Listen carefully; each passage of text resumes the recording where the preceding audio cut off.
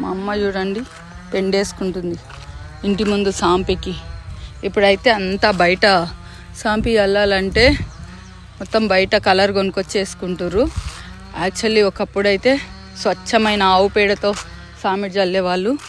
Actually దీంట్లో ఒక science కూడా ఉంటుంది. సామిడి జల్లడం ఇంటి ముందల ఎలాంటి కాలుష్యము, ఎలాంటి ఇన్ఫెక్షన్స్ ఏవి జరగకుండా ఉండాలని ఉంటుంది. సో